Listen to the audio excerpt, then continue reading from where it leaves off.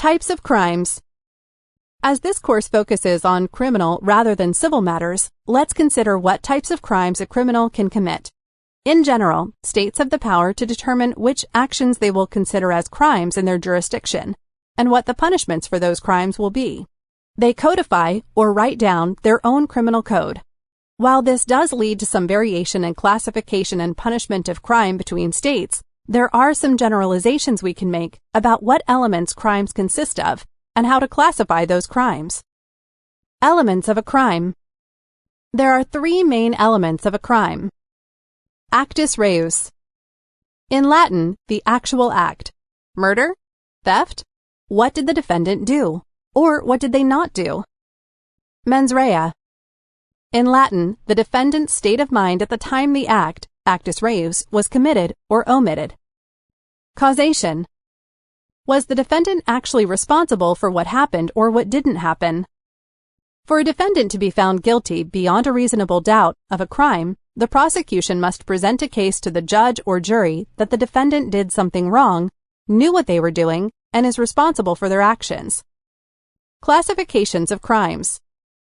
The main way we classify crimes is by looking at the severity of punishment handed out if you commit them. This is called grading. Obviously, any type of criminal activity is inappropriate and needs to be dealt with, but we can agree that some crimes, like murder or other bodily harm, are more severe and warrant harsher punishment than other crimes, like theft. From most to least severe, the three main types of crimes are felonies, misdemeanors, and infractions. Let's look at some examples of each of these types of crimes and the punishments criminals could face if they commit them. Felonies. As the highest severity crime, a felony is generally considered a grave and serious crime that was committed with intent to harm. Examples: murder, manslaughter, arson, aggravated assault, rape, treason, kidnapping, etc. Possible punishments. Most felonies are punished by increased jail time, often a year or more in a federal rather than local facility, and in some cases the death penalty, capital punishment.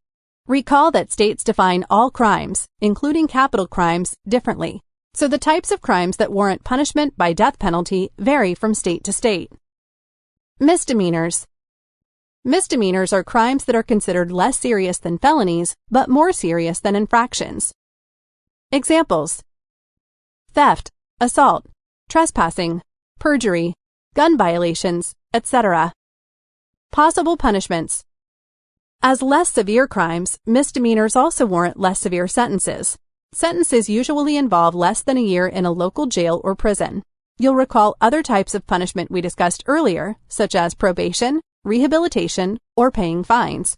Any of these may be given out in misdemeanor cases as well. Infractions. Infractions are nonviolent violations of more procedural laws, such as administrative or municipal codes.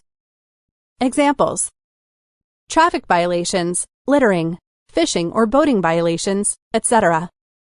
Possible punishments. Most infractions are settled when the perpetrator pays a fine. Problems enforcing criminal laws. Now that we know what some different types of crimes are, it seems pretty simple that a society would be able to deter crimes and keep citizens safe. But things are not always so black and white. Many times, law enforcement officers and others in criminal justice careers face the reality that enforcing criminal laws is not always simple because of the very reason that humans are always involved in crime. Not only are people the perpetrators and often the victims of crimes, they are also the ones doing the investigation. Any human endeavor will always carry with it some level of human error or room for interpretation. A good example of this is the many police brutality and killings that have emerged in recent decades. Unfortunately, certain groups of people have been more likely to die from questionable encounters with police officers. You may remember the August 2014 case of Michael Brown, an unarmed teenager from St. Louis who was shot by local police officer Darren Wilson, who claimed Brown reached for his gun. These types of cases are troubling for many reasons, but they become even more complicated because police officers are tasked with protecting the public, not harming citizens. In this case, a grand jury, or body of jurors selected from the wider community that convenes before a trial to determine whether charges are adequate for the suspect to stand trial, was summoned. The grand jury determined that charges should not indict or bring formal charges against Wilson. One complicating factor is crime committed by law enforcement itself. One of the largest incidents of law enforcement corruption occurred in the Rampart Division of the Los Angeles Police Department in the late 1990s and early 2000s.